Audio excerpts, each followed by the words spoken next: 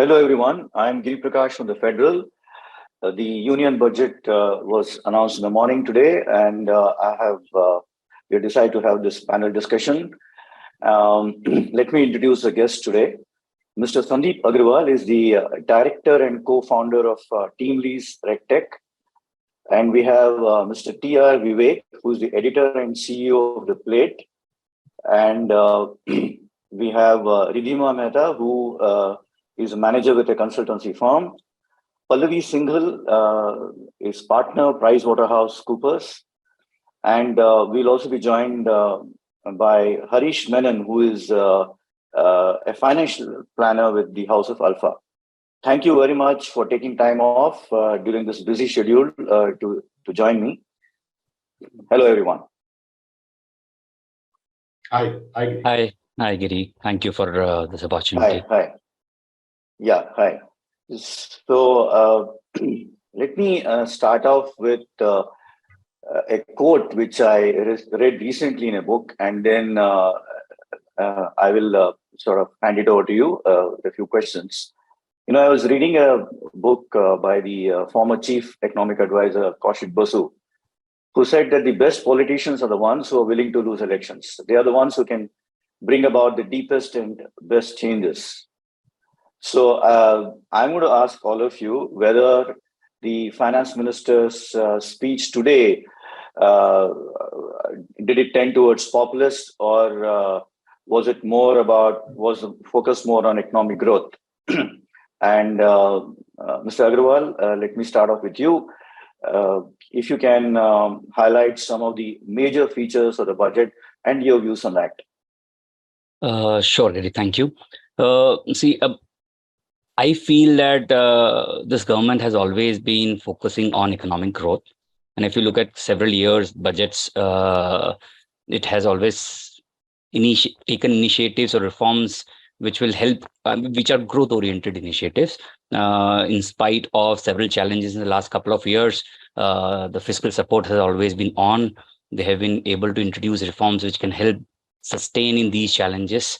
I mean, significant investments and public spending on infrastructure, which has kept the momentum on for growth in private sector investments, employment, foreign employment. So, I mean, all of these initiatives have helped us sustain the 3 or 4 challenges which global economies have seen in the last 3 years. I mean, if you look at 2020, when it started with COVID, it was a problem statement for everybody across the globe. I mean, although we sustained the second and the third wave, we came out very faster.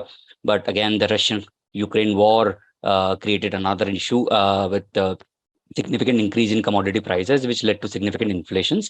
But all of this, India also had, faced issues around it. But the foundations that they have made in several years in the past actually helped us sustain a growth rate of around 6% or inflation below 5% or close to 5%. So I think the overall view of the government from a future-oriented perspective has always been there. And this budget also, we have seen the similar approach with significant increments in the investments or the public investments, 33% jump, increasing it to 10 lakh crores with a significant view. And focus on multiple. So they had around 7 focus areas, which Madam Sitharaman talked about.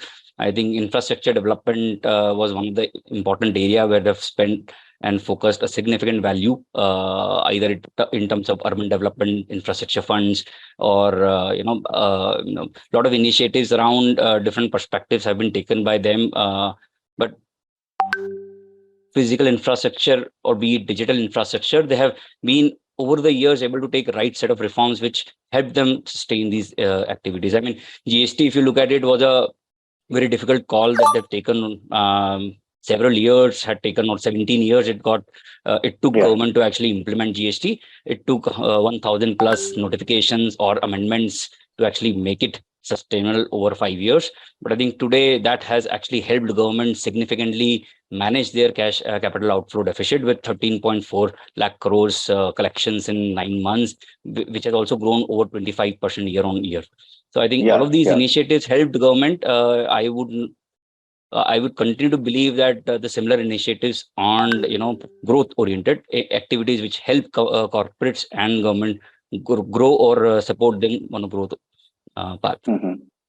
Okay. Let me get to Vivek. And if your initial thoughts on the union budget today, Vivek. Giri Prakash, I've long felt that budgets are not as important in India as we make them out to be. It becomes a big TRP hunt for business television channels and a means for newspapers to sell additional copies and generate more advertising revenue, as you and I well know, having worked in business newspapers especially. What a budget ought to be seen as is a weather vane for policy and political directions a government wants to signal. In that sense, I find this to be a rather sensible budget without any sort of big bang initiatives. I wouldn't call it incrementalism, but there seems to be a bigger focus on execution and fixing structural issues. In any exercise of this sort, I would look at five major points, five major themes. One is the reliability and predictability of policy. The second one is integrity of numbers. Are the numbers stacking up?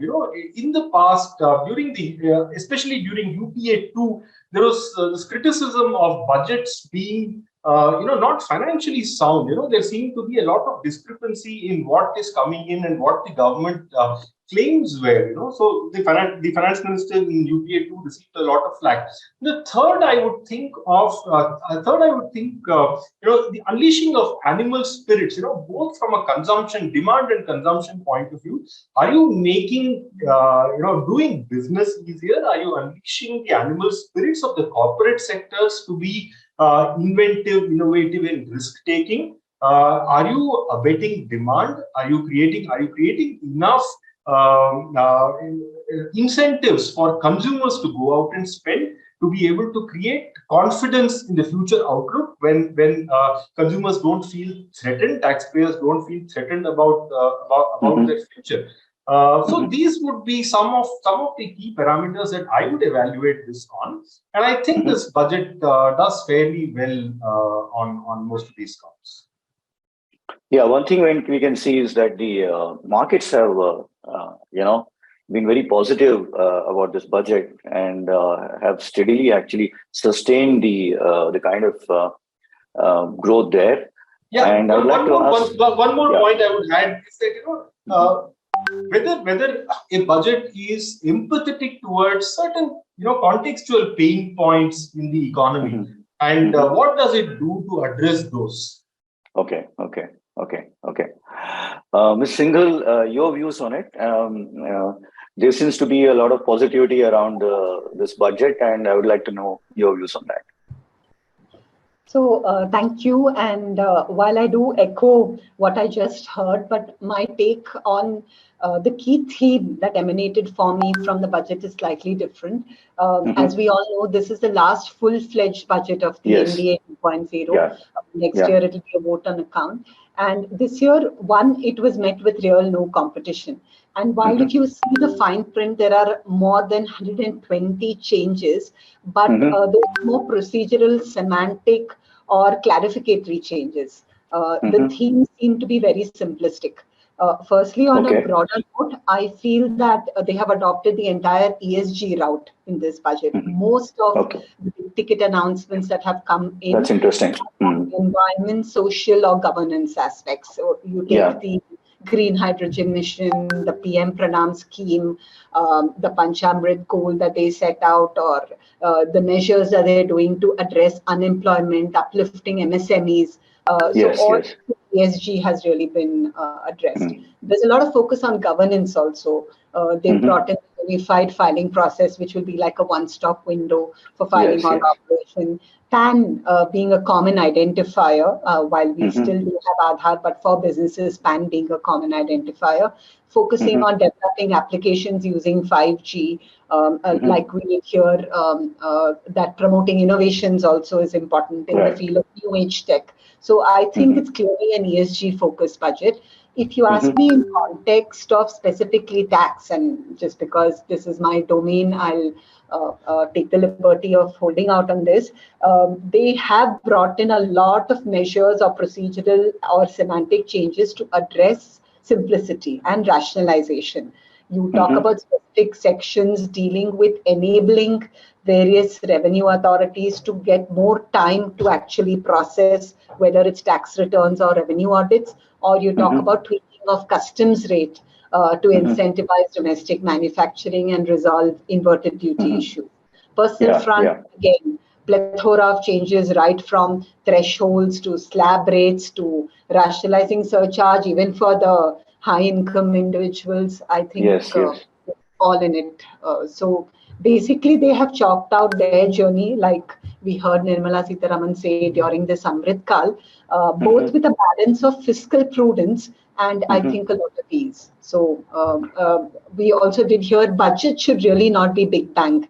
The very test of a good economy or an economy which is more developed is that the budget should not be big bang. It should just be a procedure to set out what the fiscal front is. And that's what is pretty much done. I completely agree with you on that. And the kind of central theme that you talked about when it came to ESG, and the budget should actually be not a big bang, except the 91, of course, 1991, of course, which sort of was the trendsetter for all the future budgets. Ridhima, I would like to know your views on it. And one thing that I've we've been getting a lot of quotes, and people have been talking about the fact that there is a bit for everyone around. And do you agree with that? How do you look at this budget? Yeah, thanks, Giri, for this opportunity first. And I think mostly everything is being covered in the viewpoints right now. And what I feel, just to add from a perspective that, they have been continuing on the Atmanirbhar Bharat thing.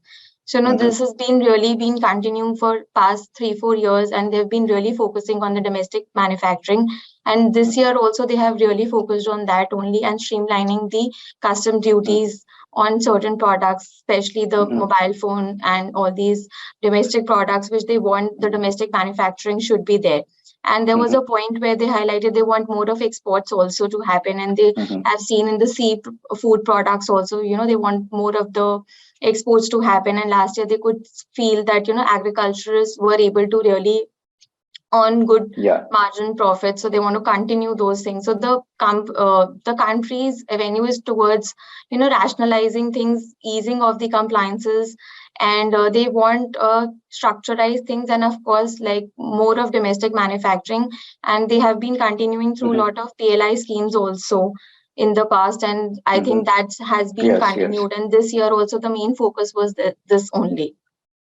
I do agree with you, Mr. Agarwal. Looking at the kind of domain expertise that you have, would you like to highlight the 4 major issues that you feel is the fulcrum of this budget related to your domain expertise? So, since I come from the RegTech domain, I think there are a couple of areas which government have been working on for several years. I think one thing they have been talking about is ease of doing business, specifically on rationalization of compliances and decriminalization of compliances. So I think Madam mentioned about a reduction of around 39,000 compliances over several years. Yeah, that's true. She also mentioned about decriminalizing around 3,400 plus legislations. Right.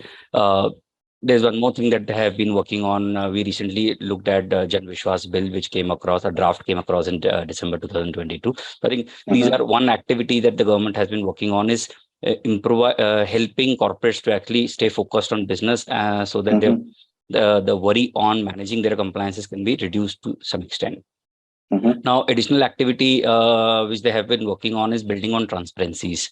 And for that, they have been adopting technology. So technology, although I won't say a lot of ministries have adopted technology to help that transparency, but I think one classic example was GST. or the finance ministry, the technology that they have adopted over years, which have brought in a faceless assessments, or you can talk about GST, where everything is online and transparent, which actually also helped a reduction of litigation between corporates with respect to manipulations on non-payment of duty. So I think this one area around EODB with rationalization and decriminalization is one main theme that PM office, I would say, has been working significantly on, since we have been part of certain committees at their end. Right. So we have been helping them on decriminalization committees. We papered a bill on, not a bill, sorry, we had authored a paper on jail for doing business. I think based on that paper, we got a chance to actually work with several ministries at a PMO office, where we highlighted the current provisions that the criminal provisions that the Acts has, which broadly has no relevance in the current date. I mean, all of these legislatures have been created decades ago, and there's barely any improvements or amendments which has actually thought through with respect to the penal provisions. So I think that is one area that government has taken it very seriously. They have worked and they have made it mandatory for secretaries to actually reduce compliances. One more thing that Madam mentioned today on the financial sector. So she has mentioned that she'll request the regulatory authority to actually revisit the entire regulation for financial sector and see what can be done to ease the compliances for financial sector. So I think that one theme of ease of doing business, and I mean, we have seen improvements in UDB ranking for states and India as well. So I think there are a couple of activities that they have been doing for several years around this theme. MSMEs, if you look at it, I think I'm not sure how it will be implemented, but one thing they were talking about earlier it was that you need to get paid within 45 days, right? I think I heard today Madam mentioning that for MSMEs, the corporates who have spent or the expenditure will be allowed only if paid or only on payment. So it would be a practical difficulty for corporates to track it, because the current accounting system is on approvals.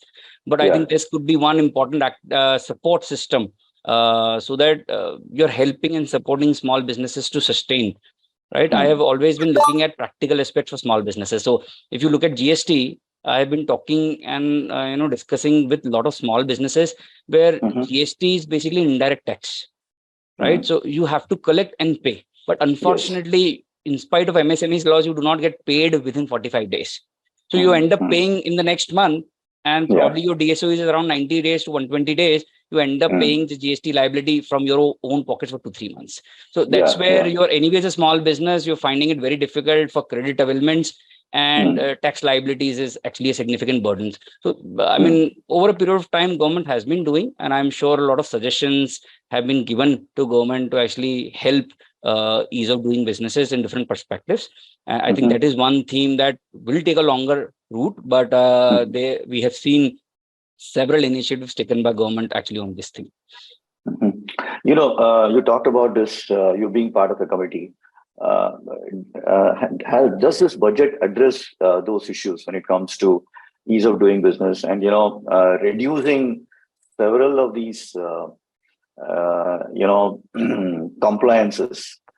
Some of them are extremely silly and date back to the independence, the first few years of independence. Has the government done something on that? Can you point out a few of them? So I think initiatives have been done. Madam talked about around 39,000 compliances getting reduced. I think we still think there is a lot of room for improvisations, right? I mean, I'll take certain examples. Let a small company with one corporate office, one manufacturing location still have to do at least 2 to 3 compliance a day. Correct. In totality, right? So I'm sure there is a lot of room. I mean, if you talk about MSMEs also, I mean, there is a possibility that you significantly reduce compliance for MSME so that entrepreneurship can be actually boosted, right? So they have been looking at reducing compliances, but I'm sure we are far from where we need to be. There are a lot of work that has to be done over the years for government. I mean, digitization. I mean, digital administration is one thing where even if you have reduced compliances, but I don't think so today government has the right set of capabilities to actually administer them properly, right? We have been looking at labor codes for several years now, which for certain reasons have not been implemented. But I still have, thoughts that even if the labor codes gets implemented, how will government actually monitor them? Or so if you don't have a digital platform to monitor all of this, it's basically audits. And in this world, with the growing number of companies across India, physical audits is not the right way of doing it. Right. So per se, over the years, I think reduction in compliance in one way or one perspective that the government has to look at, but digitization or adoption of digital platforms to actually manage the entire administration of taxation compliances is another important perspective that government has to think through. It is a long journey. I mean, we are looking at a 10-year or a decade's view, because a lot of compliance in India is not only central, every state manages it. I mean, labor compliances or environment compliances. Setup as well. Correct. So, I mean, bringing every state onto a single platform, and ensuring that everybody has, I mean, today with labor, every state has a different format for returns and registers. Yeah. Right. Yeah. If I am a company, if I have setups across India, I am basically struggling to manage compliances in each state. So that's where government has to ensure. I mean, there was one discussion or one mention about single platform for exchanging information with different. One single platform, unified platform that has been mentioned to actually exchange information. So I mean, it has to be seen how it is being implemented, what benefits it's bringing in, what kind of reduction of exchange of information between different departments. So I'm sure it's a long journey. It will take a lot of time for government, but I think that is one important area of rationalization and decriminalization or digitization, where if government is able to achieve it in next 5-10 years, I'm sure that's an important achievement and help to corporate that. Yeah, I mean, real major reforms are needed, and I assume all the states should come together to see that these kind of compliances are reduced and better ones are there in place. Vivek, you've been a journalist for more than 2 decades, and you've launched your own startup. And what I would like to know from you is two things. One is, apart from the fact that you launched a startup on as far as agriculture is concerned, so and the startup itself,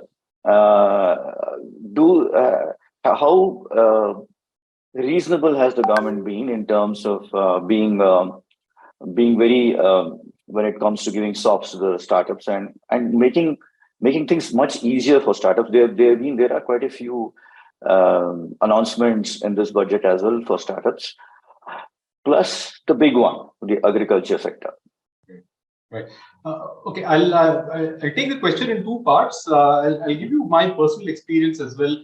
I incorporated a company last year, and the process of starting up itself is fairly smooth and straightforward. And it is what comes thereafter. The burden of ongoing compliance can be a headache, and for first generation entrepreneurs like me, you will have to spend a significant amount of money on professional advice for ongoing compliance. That apart, if you come to agriculture, I was left a little cold with the measures that the finance minister spoke with regards to agriculture. Of course, the target for agricultural credit is up slightly from what it was 18,000 crore to 20,000 crore this year.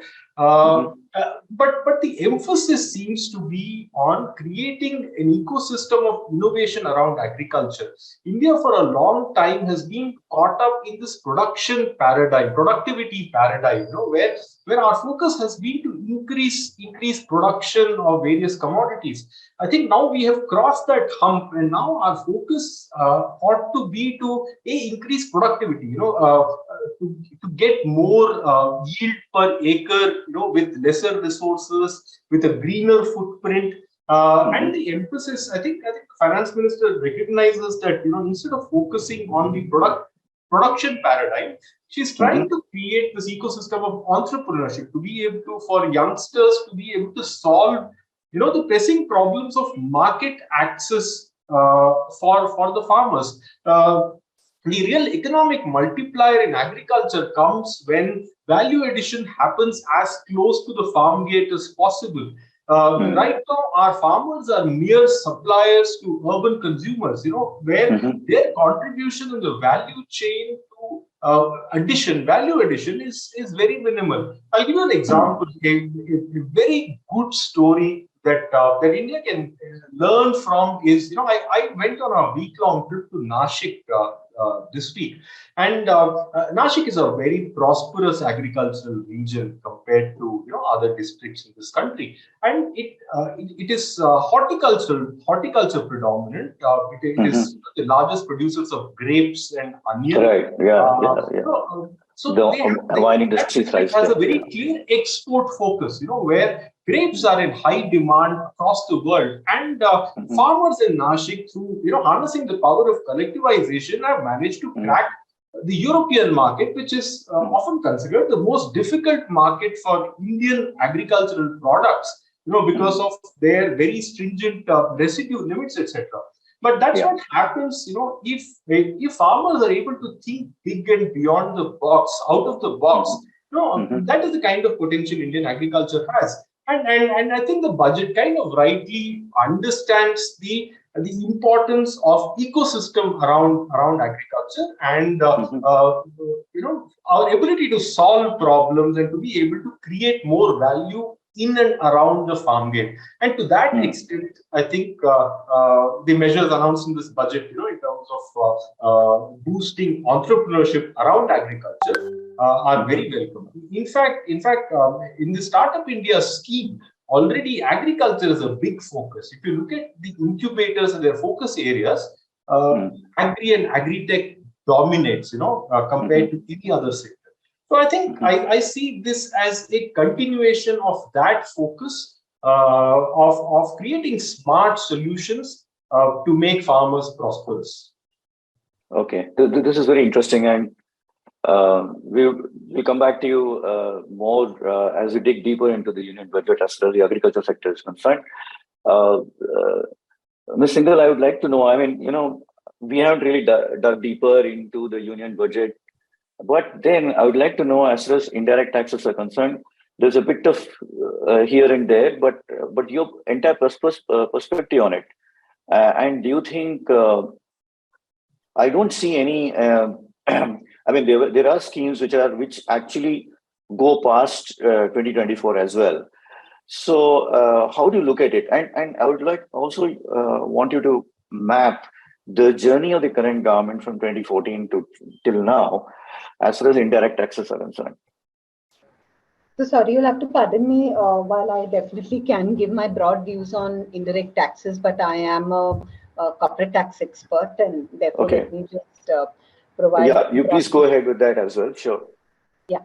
So I feel it's very the continuity is maintained, like Ridhima also did mention, while it's maintained on multiple counts, not necessarily taxes. You see the broad two things where they maintained continuity is the Make in India, and thereby all the consequential GST as well as corporate tax amendments to focus or incentivize domestic manufacturing, whether that is betting on startups and providing a lot of impetus by way of loss carry forward or extending the eligibility for a startup to begin functioning by 1 year.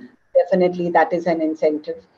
Secondly, in context of customs duty, also all the rationalization that they've done, primarily with the ultimate objective of tweaking it and building it into, again, focus on the domestic market, or bringing in non-residents on par in context of sale of shares, where there is a holding in Indian companies on valuation count, thereby bringing in parity between residents and non-resident taxation. Again, that is true, yeah. Domestic investment. So I think that is one common theme. We can always have our critical views on what they could have done better to promote the Make in India, but definitely it is continuing to be a focus. The second is the digital economy. And we know while you have a lot of these people who have now come in more as intermediaries, whereby earlier the only financial institution which supported any form of barter or trade used to be only the banks. There is still a long way to go on digitization, because we still have not got our handle around how we go about taxing them, ensuring that India doesn't lose out on their revenue, as well as educating and factoring the fact that we have a lot of public still based out of the rural areas, and their proximity and access to such a digital economy is not as great as it should be. It's definitely getting better. But if you see in their first stint as well as the second stint, this is definitely an underlying continuous theme. They've always spoken about simplicity and rationalization. While I concede that there are many, many procedural and clarificatory amendments, but I will also go on record to say it's definitely taken, it's much too little and done a little too late during the day. You had committed and promised during your first regime to go down to a low tax rate of 15%. That is limited to new manufacturing companies, and now they've given it just for cooperative societies. How many new setups are there? How many cooperative societies still operate in the country? So we still that way have not bridged that effective tax rate coming down to what our neighbors are. Forget the rest of the world, but you take Singapore, you take Hong Kong, you take Australia, they're all having tax rates of as low as 17%, while we're still grappling with the 22% and 30%.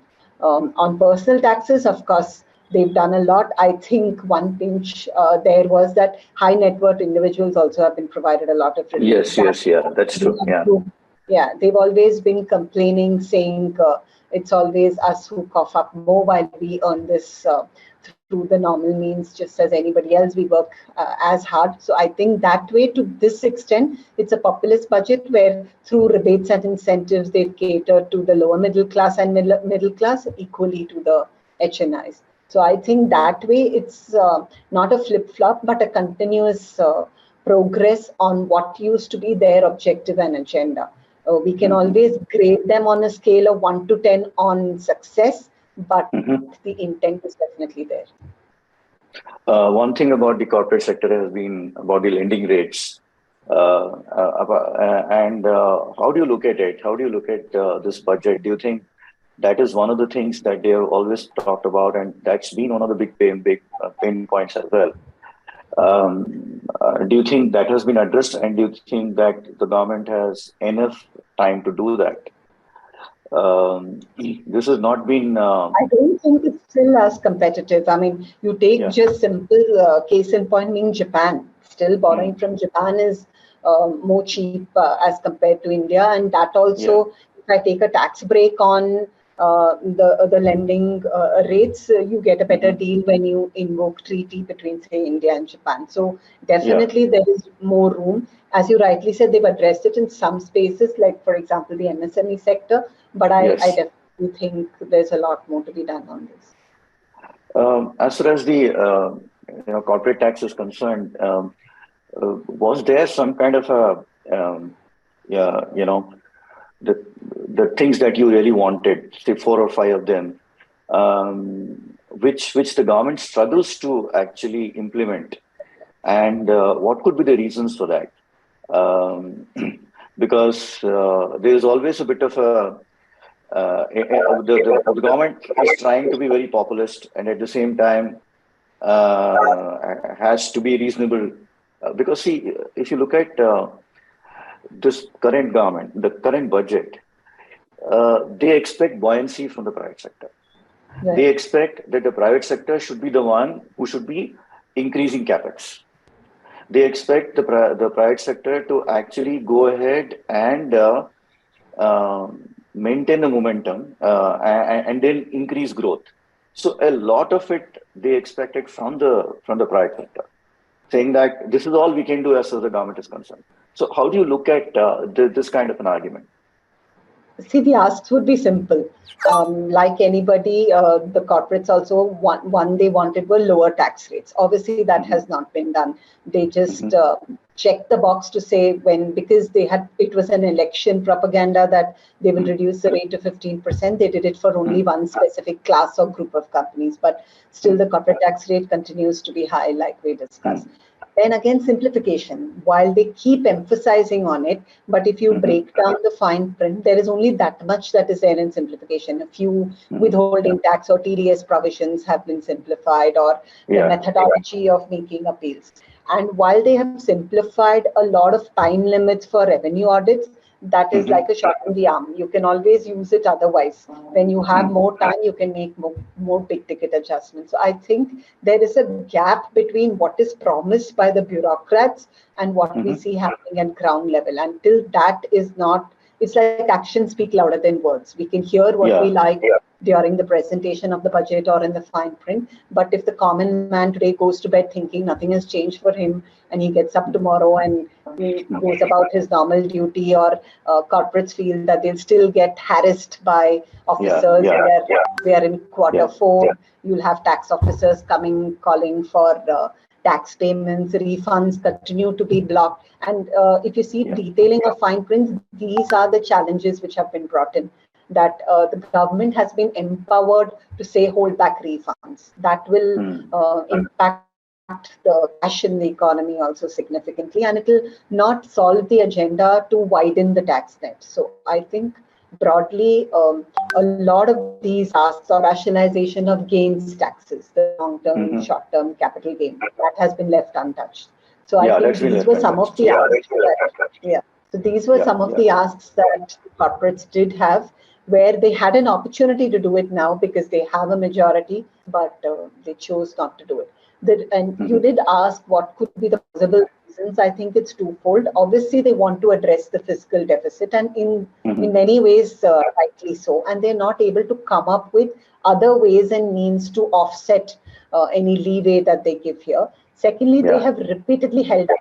They are not going to give any profit-based incentives. They've always believed and stated that they will give only investment-based incentives. So I think that's also one reason where they want to, whatever is their agenda, if it's ESG, they will focus on investments in ESG, and they've withdrawn any SOPs on profits.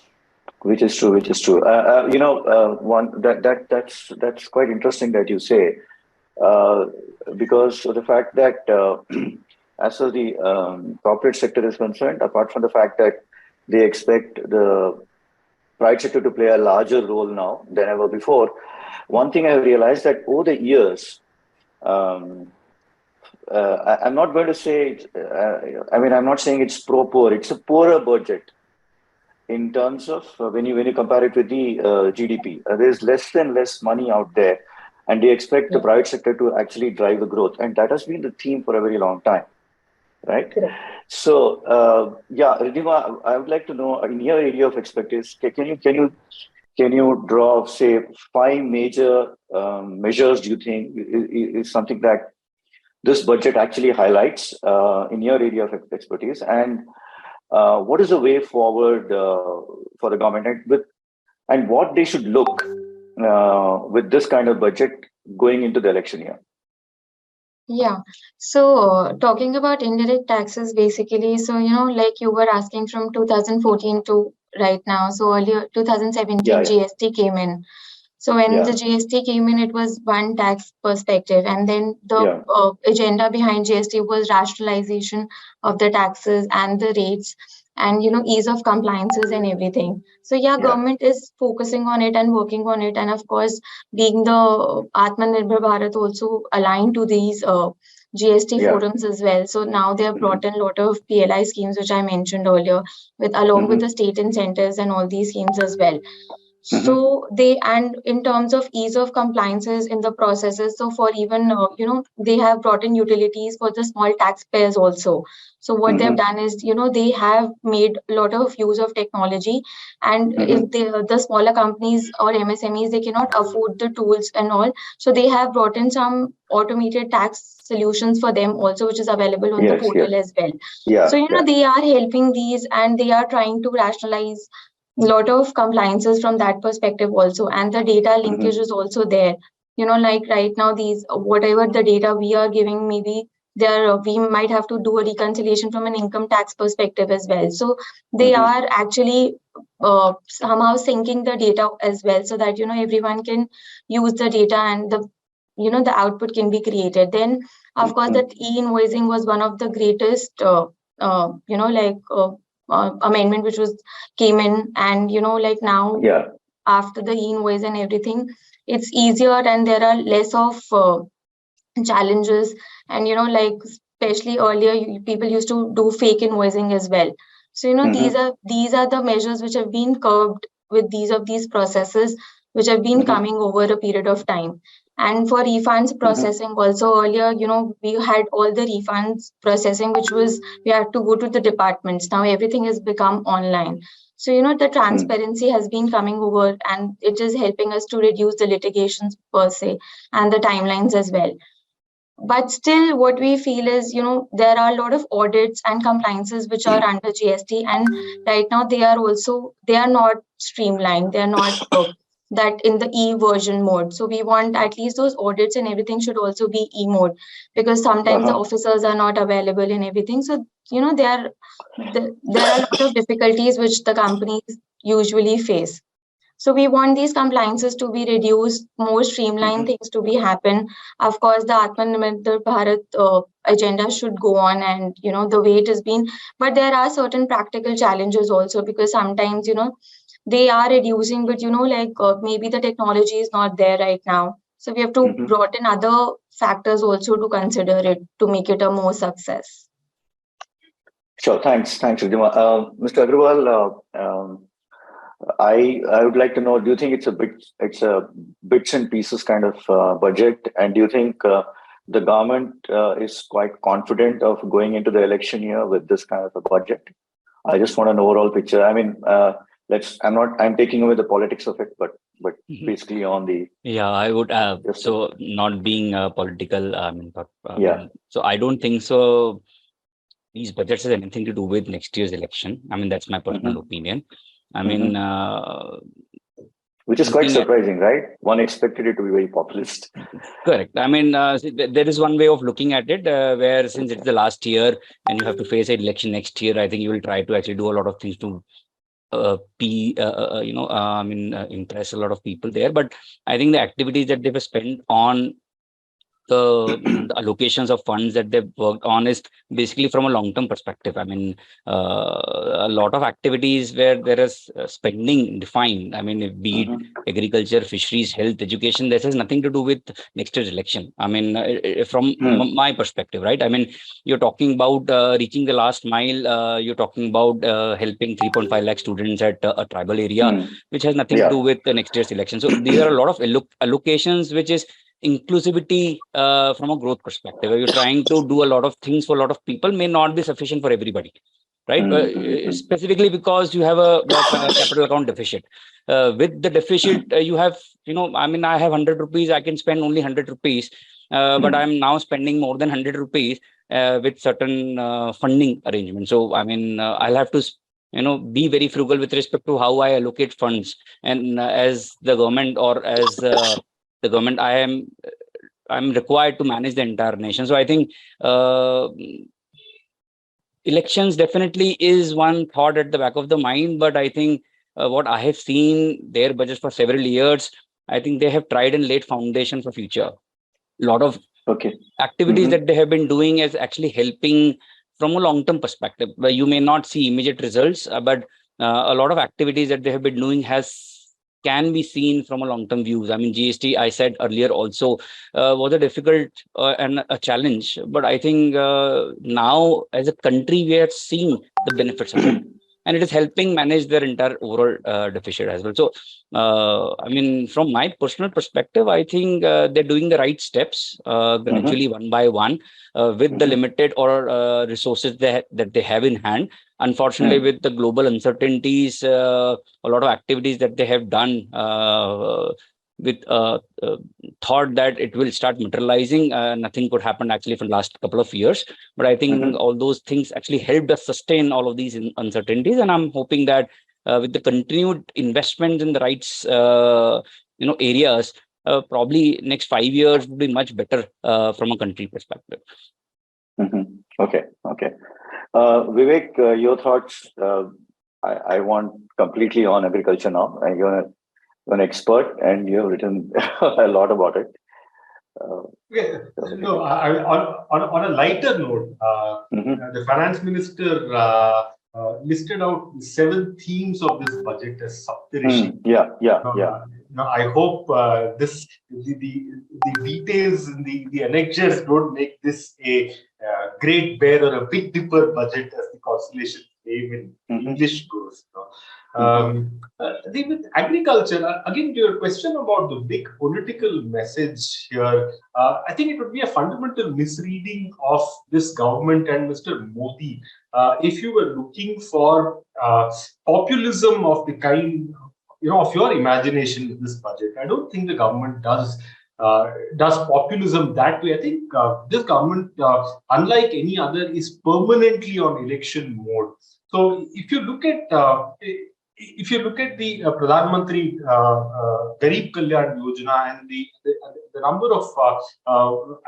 number of people covered under the free grain scheme, I think that number is mind-boggling. And the finance minister made it a point to list out the number of beneficiaries and the schemes over the last, especially during the second Modi government. That it has implemented. So I think populism or what the government calls as the Labharti schemes are an ongoing thing. So you don't look at it as a piecemeal event. The pre-budget big bang announcement, which is why I call this a sensible budget. Although nonsense can be injected into financial planning at any point during the year.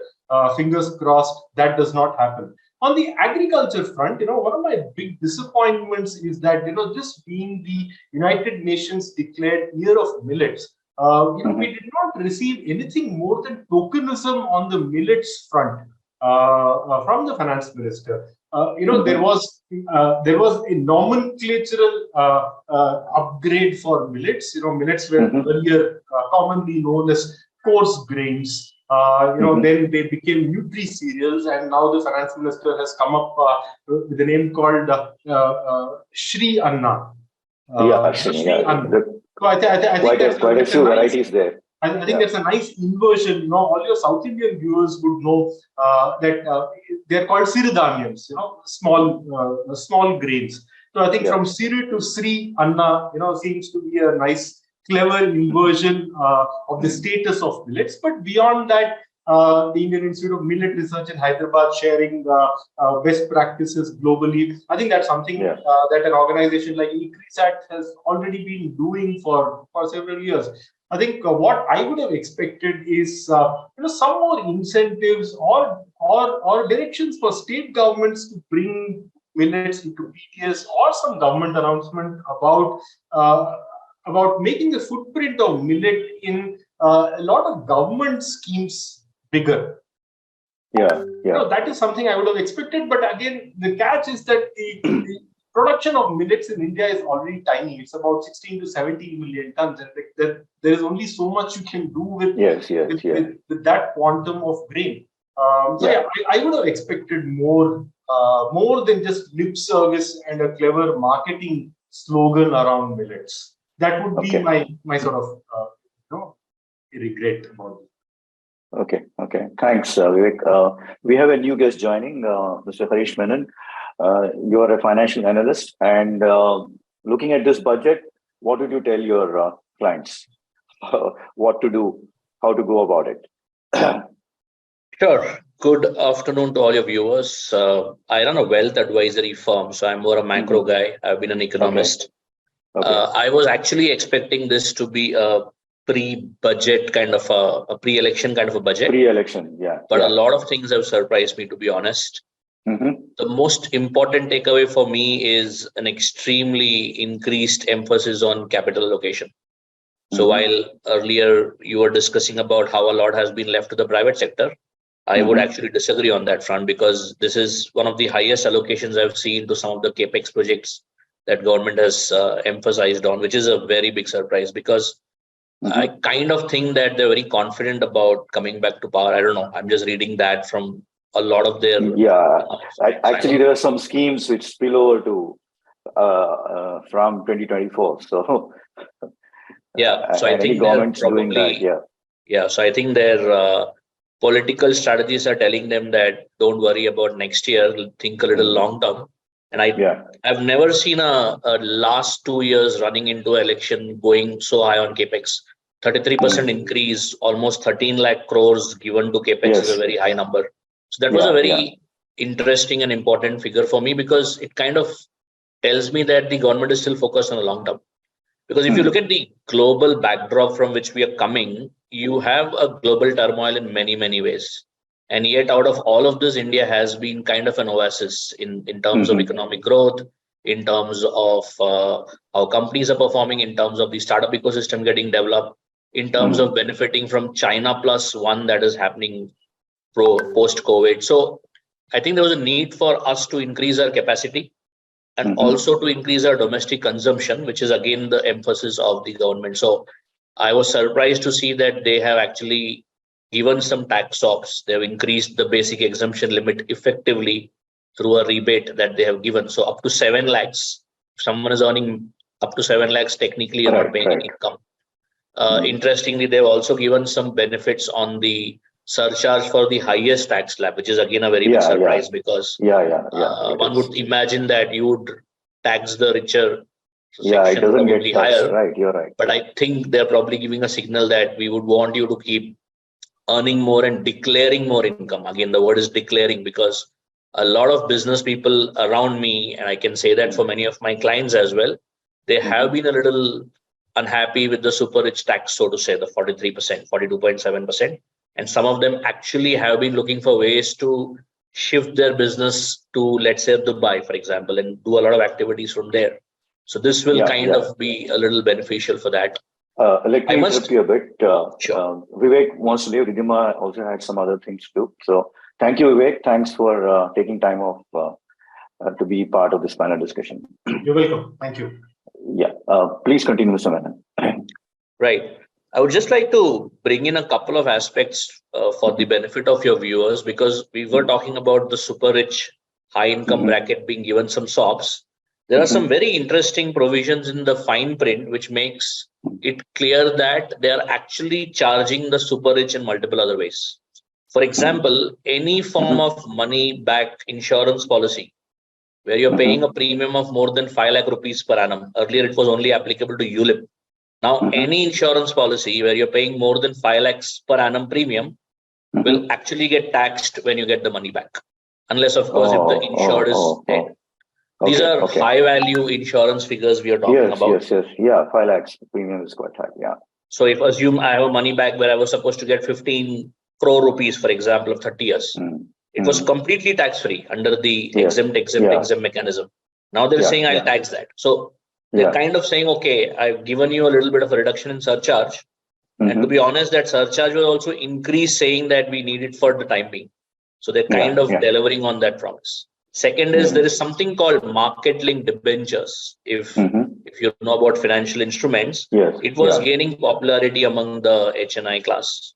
They were investing heavily in these Nifty-linked debentures and products like that. It's my domain essentially to look at financial markets. Earlier, there was a little bit of a tax arbitrage there where all the gains were taxed at long-term capital gain. Now they've actually clubbed it and saying, okay, now I will tax it at short-term capital gain, which is your highest tax slab. So there are cases, again, if you read the fine print, you are not given any capital gain tax exemption for any gains about 10 crores on sale of house. Because what they're saying is that a lot of super HNIs were reinvesting money in luxurious houses to claim tax benefit. They have clubbed that. So they're trying to say, okay, I'll take away all these SOPs you're getting, but obviously overall I'll tax you separately in some other way. I think they're also gung-ho about the GST collections. If you look at the numbers, again, as I said, I'm more a financial markets guy. They're estimating the GDP, the nominal GDP next year to grow at 10.5%, which I think is very realistic. Usually they assume 14%, 15%, but now they're assuming 10.5. They're assuming the direct tax collection to be again 10.5% only, both corporate as well as personal income tax, which I think again is realistic. And they are estimating the GST collection to be 12%. So I think they're kind of betting on the GST collection to be robust to take care of the fiscal prudence, because they've actually again not given a shock on that front also. Their borrowing program is not out of control. They've actually said that we will go below 5% on the fiscal deficit as a percentage of GDP. So they've been able to balance it out. So I was just going through the numbers to see where are they getting the money from, because they're spending more, definitely.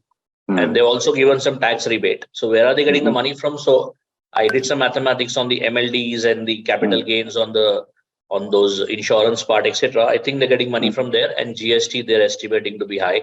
And if you look at all of this, the net result is that they've been able to kind of balance the markets with the infra requirement that you have. That's why if you look at bond market also, the yields have actually dropped today post the budget. So they're quite happy with the fiscal deficit figure. So overall, it surprised me because I was not expecting so many actual changes to be done. I thought this would be more of a lot of rhetorics and a lot of gyan, but actually there are some changes that have been made. So obviously I've not gone through all the fine print, but I'll do that over the next couple of days, but I'm not assuming any more surprises.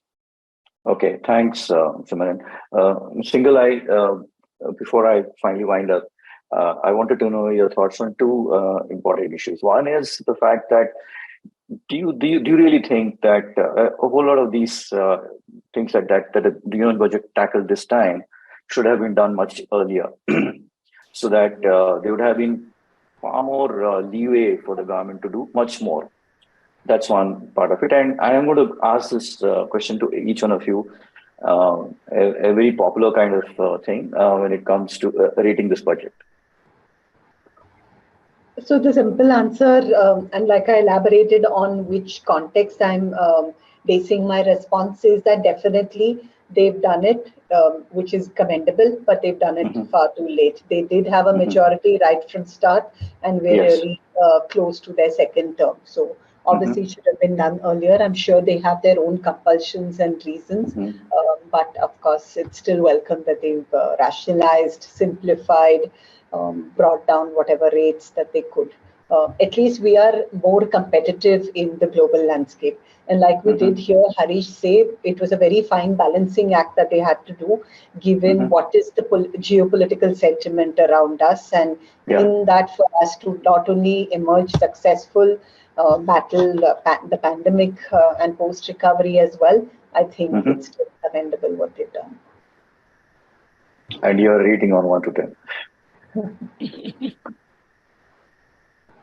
I mean, sorry, was that I'm asking you. Yeah, I'm asking you. How do you rate the budget on a scale of? I'll definitely give it a 7 because, like I said, for me, budget should just be a charter and not really a complete big bang change. The fact that it's a big bang change means the government is not doing something right.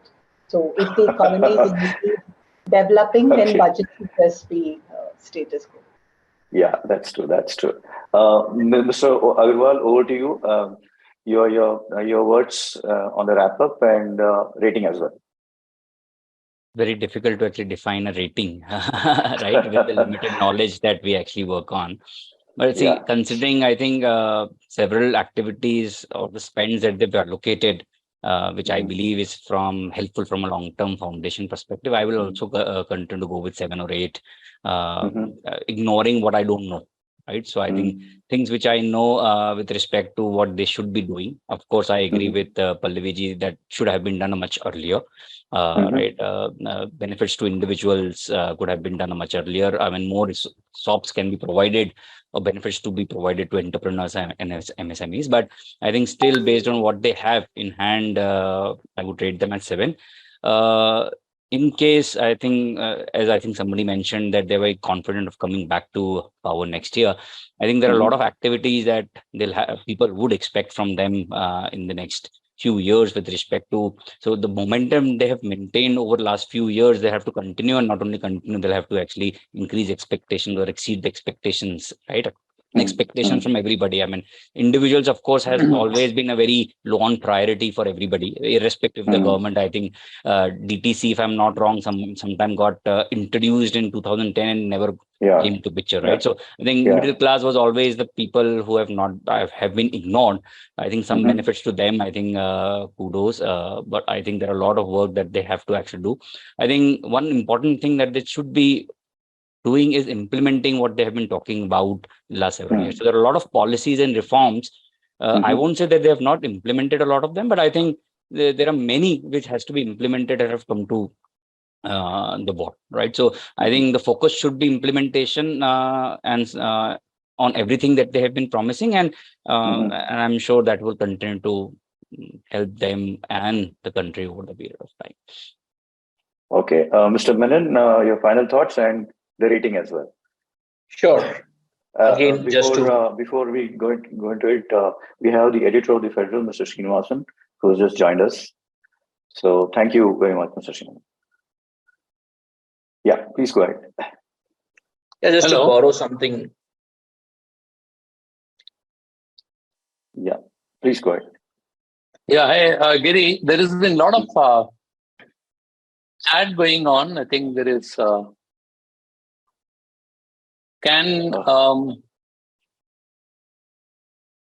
Yeah, please go ahead, Mr. Srinivasan. 1 minute. Can you hear me? Yeah, we can hear you. Yeah, hi Giri, how are you? How's been the discussion? Hi. Yeah, so we have the panel right here, and Mr. Menon was talking to us about his wrap-up views and as well as rating. So, okay. Great. Yeah, please, Mr. Menon, please go ahead. Sure. I was just saying that I'll borrow something from the financial market nuances that we go through every day. I think everything in life and in markets is about reality vis-a-vis expectations. So for me, I went into this budget expecting nothing much. I was just thinking that this will be you did say that. 2 hours of a lot of general speech, which I've heard a lot. In fact, I actually chose to travel today, which I usually don't do. But then when I actually saw some of those measures, especially on the focus on capex and some of those deficit numbers they have been able to do, it has really surprised me on the upside. So to that extent, I would be happy to give it a 9 out of 10.